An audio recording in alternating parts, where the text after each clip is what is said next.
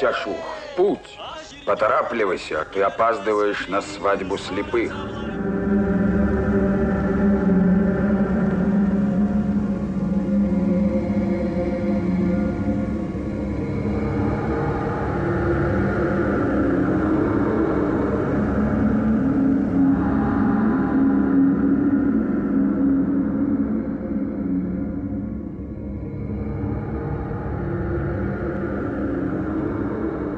Очень редко, когда великие художники тянутся друг к другу, любят друг друга, дружат, потому что чаще всего все-таки существует какой-то соревновательный, что ли, элемент.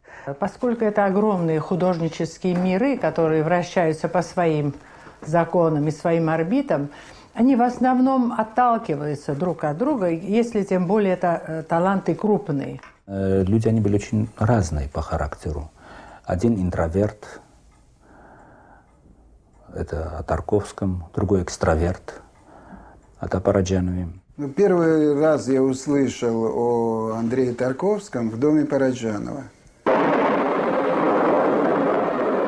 Было время, когда в Киев пришла картина «Иваново детство».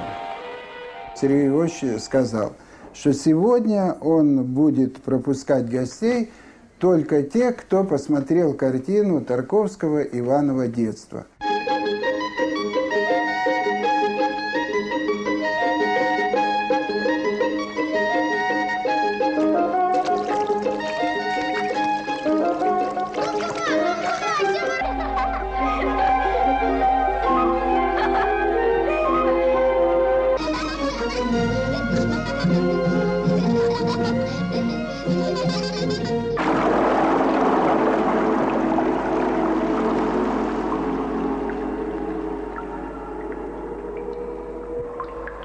Потому что слабость велика, а сила ничтожна. Когда человек родится, он слаб и гибок. Когда умирает, он крепок и черств. Когда дерево растет, оно нежно и гибко. А когда оно сухо и жестко, оно умирает.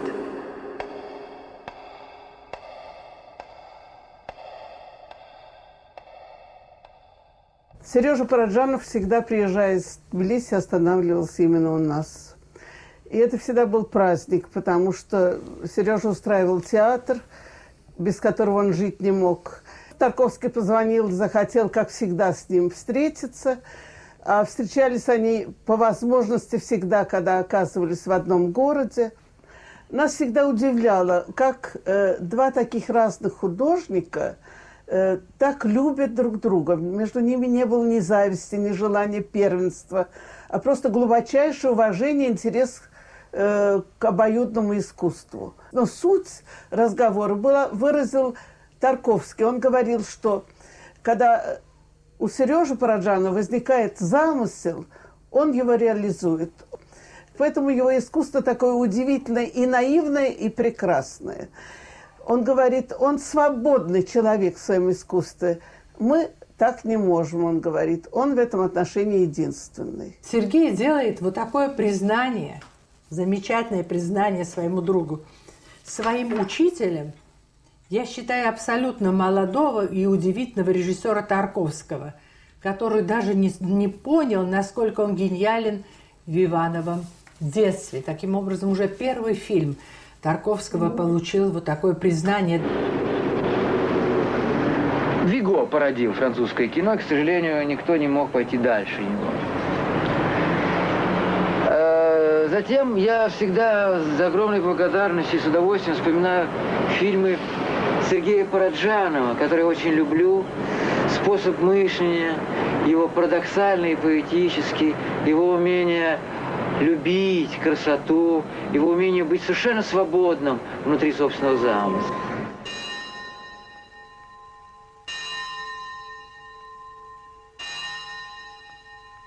Смерть Тарковского была тяжелейшим ударом для Сергея. Он это воспринял как личное горе, и как творческий человек-художник, конечно, в первую очередь он отреагировал это своим творчеством. птица, которая всегда была и у Сергея, и у Тарковского символом таланта, и в данном случае это символ Тарковского, садится на съемочный аппарат.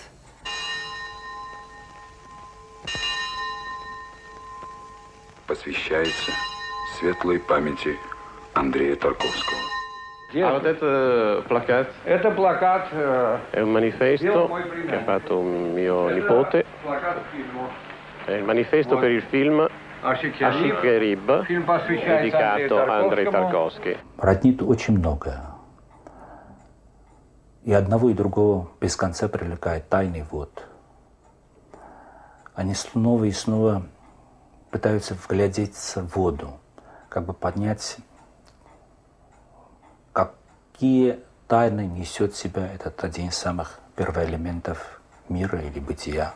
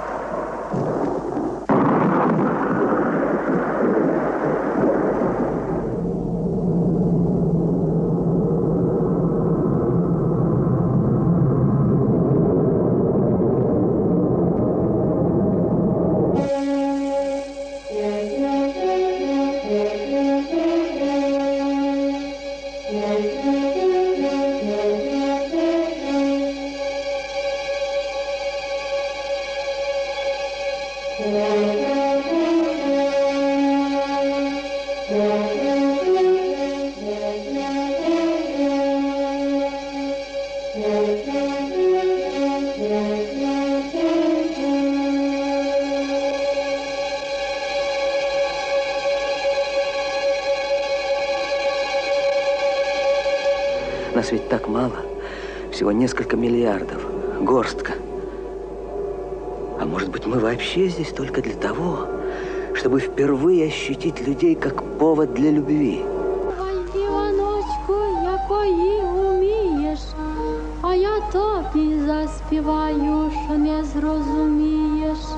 Ой, каже мені, дівчиночко, де мій... Еще я вспоминаю, может, я ошибаюсь на один день, но при «Предвидении» вот в «Сталкере» есть один кадр, когда там идет панорама через воду, шприц, какая-то рыба там, а еще шприц.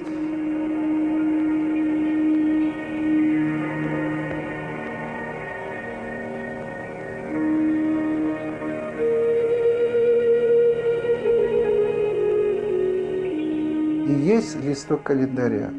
Вот листок календаря, если я не ошибаюсь, то ли 28, то ли 29 декабря.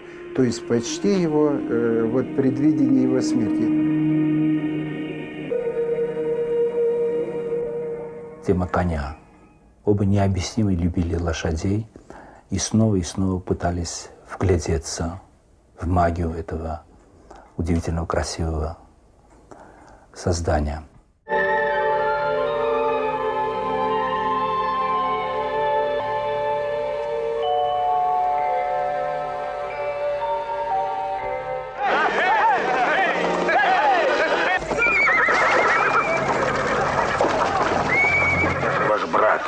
Брат!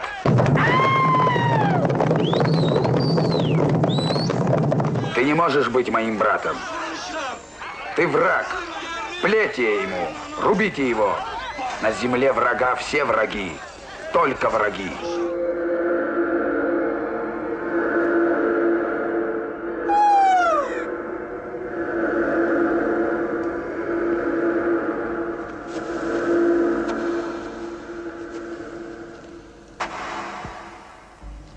Ничего нет страшнее, когда снег в храме идет. Правда?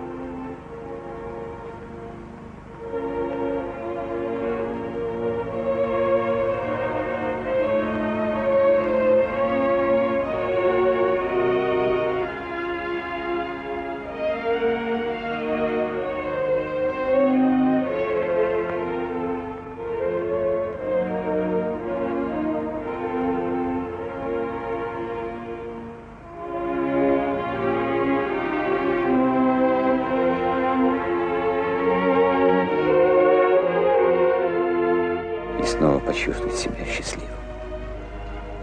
От того, что еще все впереди. Еще все возможно.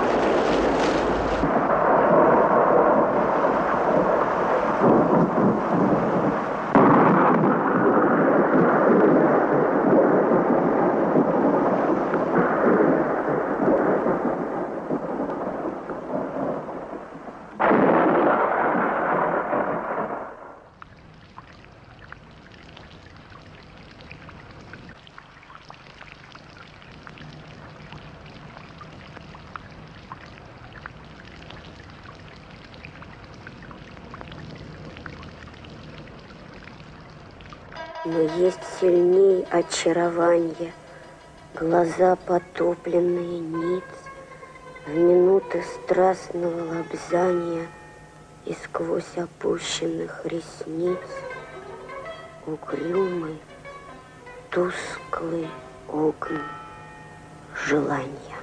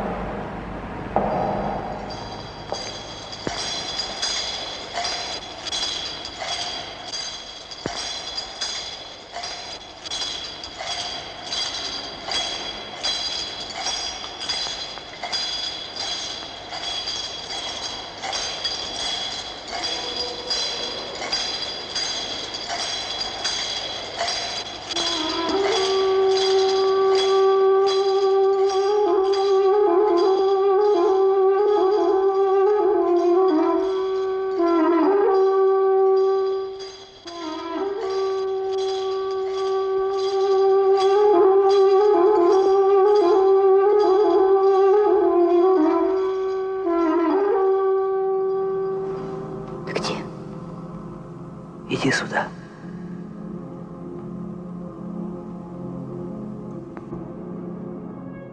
Ты меня слышишь? Да.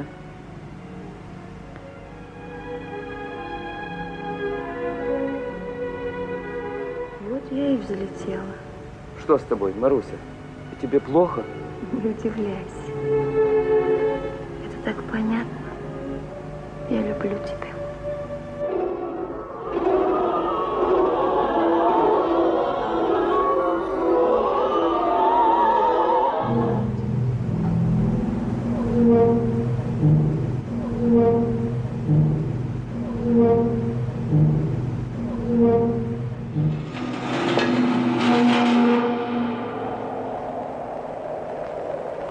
Это что же, туда идти?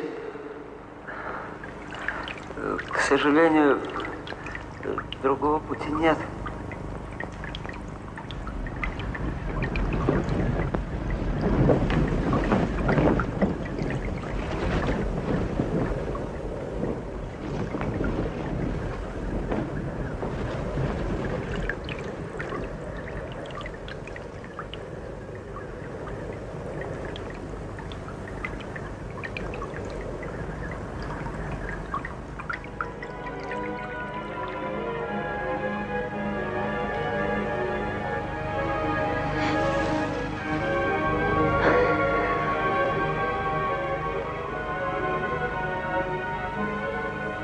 тебе кого больше хочется, мальчика или девочку?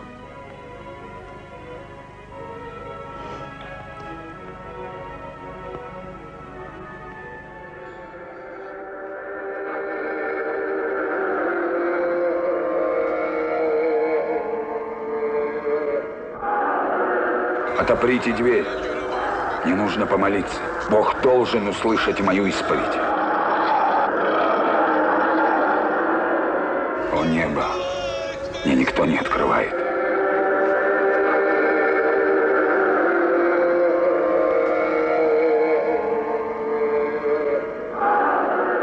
Конечно, оба, и Андрей, и Сергей, они оба оказались жертвами нашей чудовищной системы в искусстве. Потому что как измывались над Тарковским в связи с Андреем Рублевым, это, конечно, словами не передать.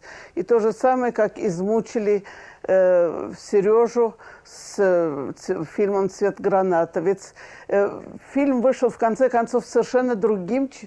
Он изумительный, он красивый, он прекрасный, но он другой, чем его задумал сам Сережа, потому что его монтировал режиссер Юткевич. Это все-таки были чужие руки и чужое мышление.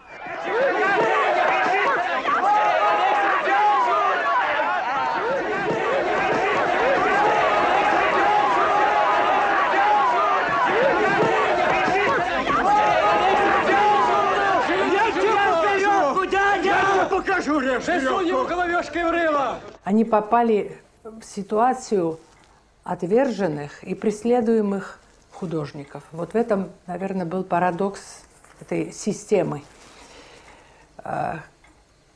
Фильмы уродовали, делали постоянные поправки.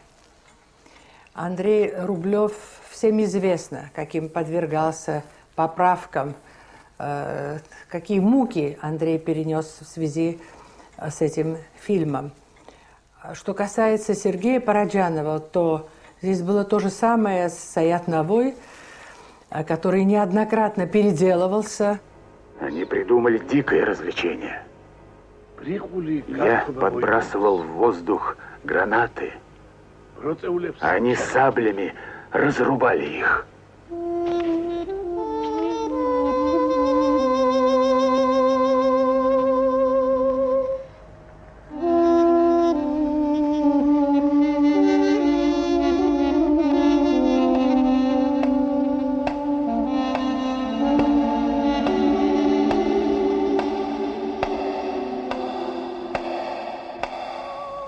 Ну-ка, пойди сюда.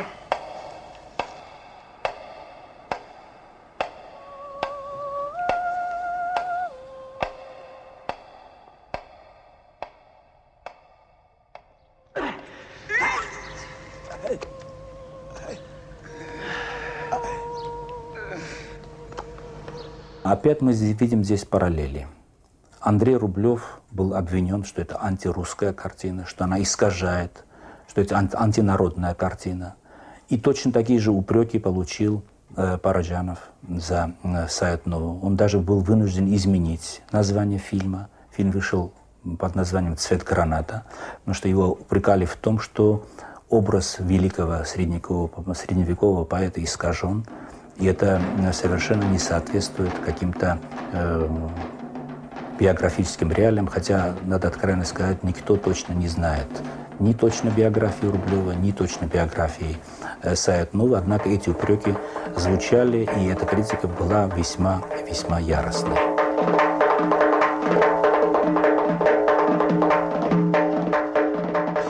Играй. Не могу. Играй, тебе говорят. Меня душит эта железная рубаха. Я не могу держать саз. Как же мне играть? А я повелеваю. Играй. Я задыхаюсь. Выпусти меня. Сергей Юткевич предложил помочь перемонтировать «Цвет граната». Для чего? Для того, чтобы он был понятен зрителю.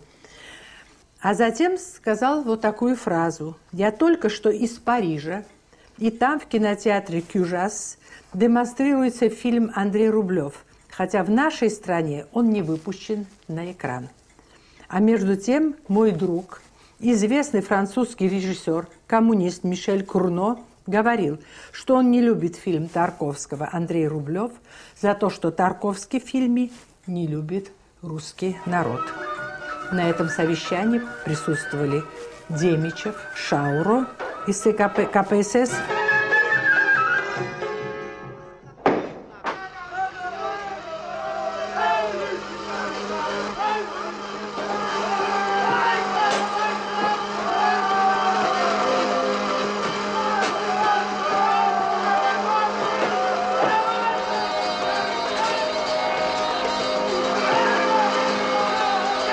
Я, вероятно, не знаю, за что сижу и сколько буду сидеть.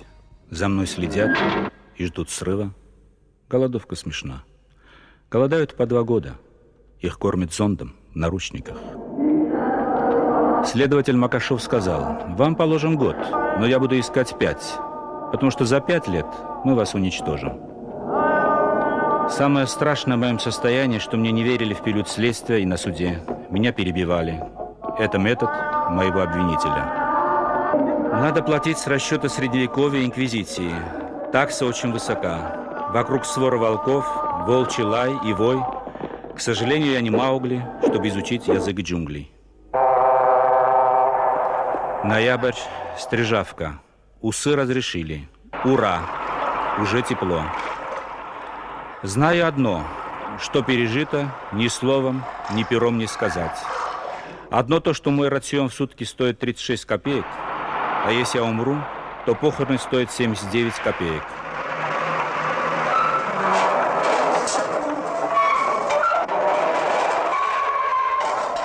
Тарковский был потрясен арестом Сергея, обвинениями, которые были ему предъявлены. В одном из первых писем он пишет ему в ссылку, в Стрижавку: «Сам понимаешь, в Москве твоя эпопея всех потрясла. Вот уж поистине нет пророка в своем Отечестве». Вероятно, если бы меня освободили, та боль, которую я ощущал эти 430 дней, я мог бы только выразить в стоне, пролежав плашмя то же количество дней. В лагере 1000 человек, разных судеб и ужасов. Все это похоже на Босха. Смотритесь в его химеры.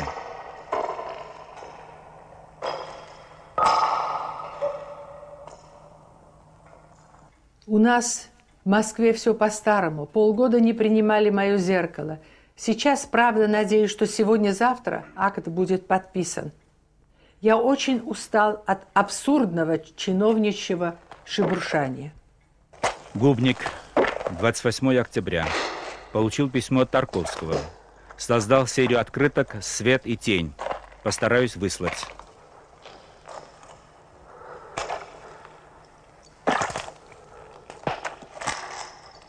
«1 июня 1975 года. Это строгий режим.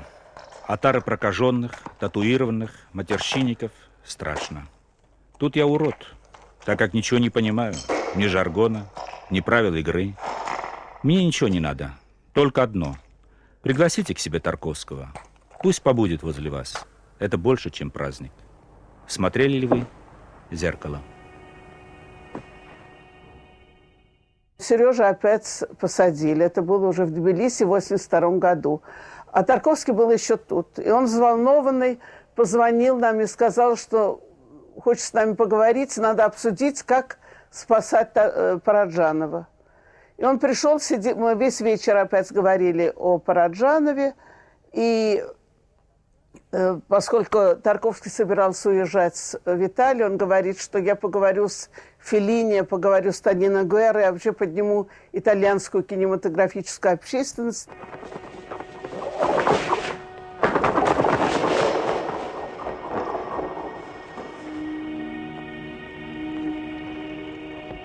Когда Тарковский уходил и мой муж, он пошел его провожать. Погода была отвратительная, дул сильный ветер, был снег. И говорили опять о Сереже. А муж мой сказал: ой, какая жуткая погода, мне так трудно идти. И вдруг Тарковский сказал, так подчеркивая слово: Но Сережа сейчас неизмеримо хуже. И чувствовала, что действительно он и мыслями, и сердцем сейчас вместе с Сережей в тюремной камере в Тбилиси. Идет Новый год, страшный и долгий. Всем поклон. А что, если есть Бог?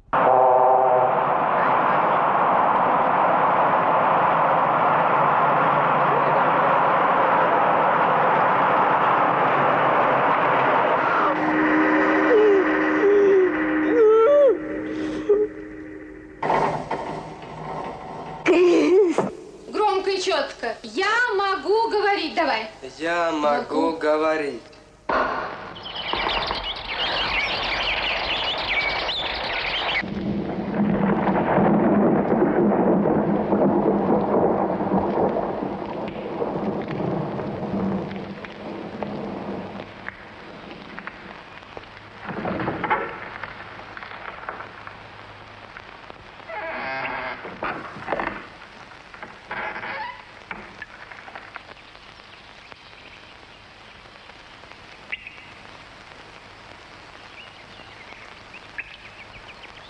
Мы все вместе с вами поняли, что молчать больше нельзя. Сегодня площадь полна.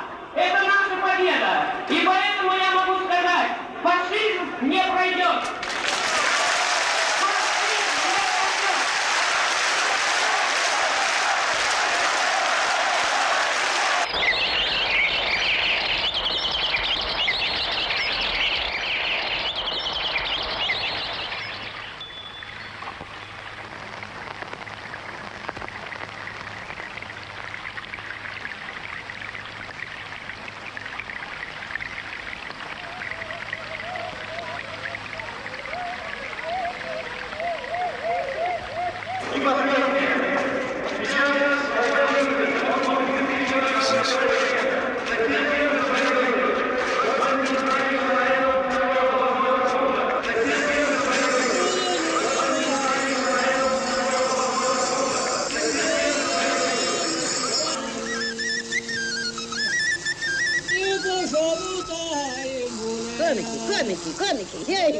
Лошадки, лошадки, пряничные лошадки.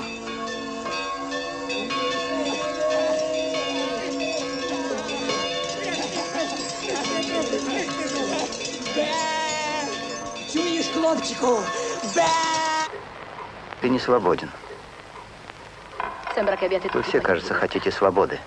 Говорите о свободе. Но, по-моему, если вам дать свободу, вы не будете знать, что с ней делать. Вы и не ведаете, что это такое.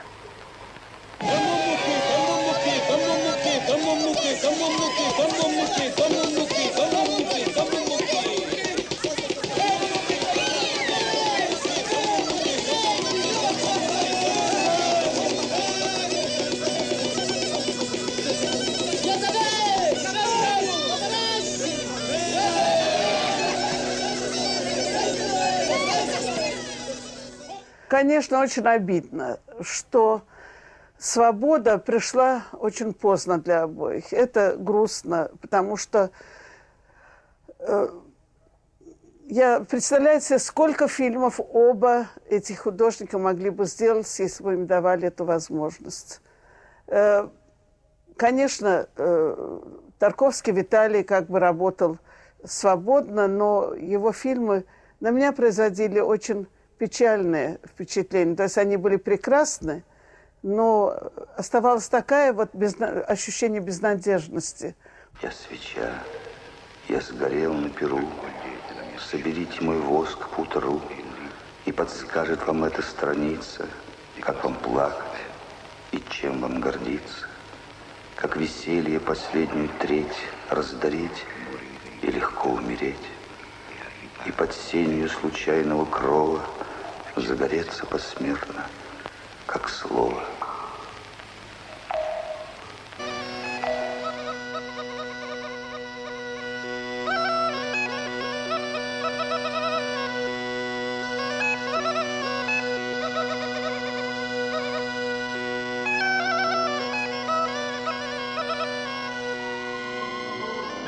Было много мистики в судьбе этих режиссеров. Много необъяснимого и непонятного, наверное, как и в искусстве. Много из того, что нельзя объяснить. Оба этих больших художника заболели одной и той же болезнью. У них был рак легких.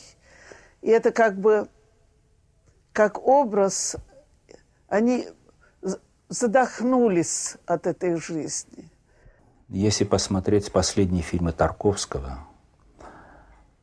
«Ностальгия», «Жертвоприношение», это мучительное вглядывание в смерть своего героя.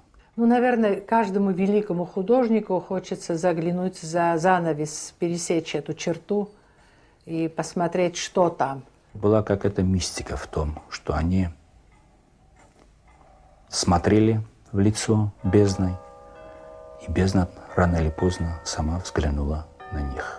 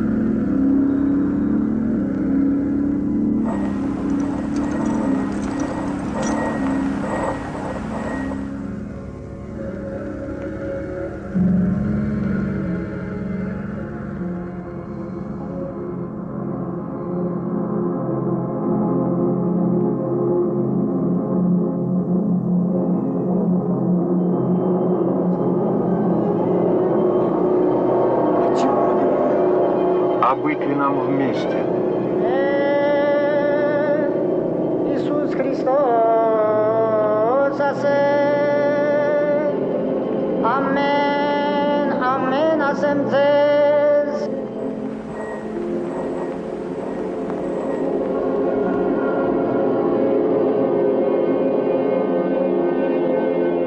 Оставьте меня в покое. В конце концов, я хотел быть просто счастливым.